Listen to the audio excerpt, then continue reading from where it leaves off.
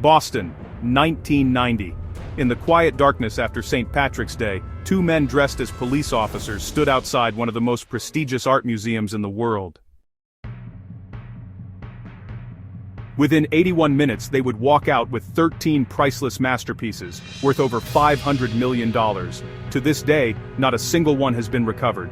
This is Street Justice USA, and this is the greatest unsolved art heist in history. Welcome back to Street Justice USA, where we uncover the real stories of crime, mystery, and justice across America. If you love true crime with real investigations and unanswered questions, subscribe now and stay with us until the end. The Isabella Stewart Gardner Museum wasn't protected like a fortress. It felt elegant, quiet, almost inviting.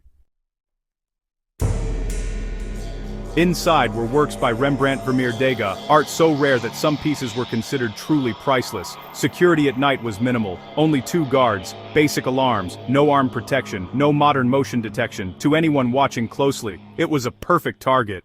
And someone was watching. Just after 1 o'clock in the morning, a security guard noticed flashing lights outside the museum door. 2 men stood there dressed as Boston police officers. They said there had been a disturbance inside. Against protocol, the guard unlocked the door. It was a fatal mistake. The officers immediately restrained both guards, handcuffed them, and led them into the basement. They weren't police, they were professional thieves, and now, the museum was theirs. For the next 81 minutes, the thieves moved calmly through the galleries. They didn't trigger alarms, they didn't rush, they went straight for specific works. They cut paintings out of their frames with blades. 13 artworks vanished, including 3 Rembrandts and the museum's only Vermeer. No alarms went to police. No one outside suspected anything was wrong. When the thieves finally left, they disappeared into the Boston night without a trace. It wasn't until morning that another guard arrived and found his co-workers tied up in the basement. When police entered the museum, they couldn't believe what they were seeing. Empty frames still hung on the walls, silent trophies of what had been stolen. The value was impossible to calculate. The cultural loss was beyond measure. The FBI immediately took control. FBI investigators later revealed that the thieves showed deep knowledge of the museum layout, security routines, and artwork locations. This was not random. Over the years, the FBI chased dozens of leads: mafia connections in New England, international art smugglers, known professional thieves, and even corrupt law enforcement ties.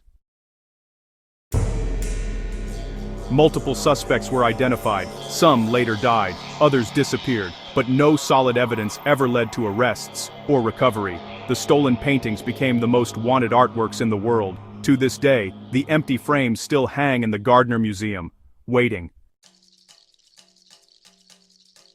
The museum has offered a reward of up to $10 million for information leading to the recovery of the art. Security across museums worldwide changed forever because of this one crime. Yet the paintings remain missing. Some believe they were destroyed. Others believe they still exist, hidden in private collections, underground vaults, or forgotten storage rooms. No gunshots, no car chases, no violence beyond deception and silence. And yet, this was one of the most devastating thefts in American history. This is Street Justice USA, where real crime meets real consequences and real mysteries. If this case stunned you, subscribe now for more true crime stories from across America. And leave your questions in the comments. Where do you think the stolen masterpieces are today?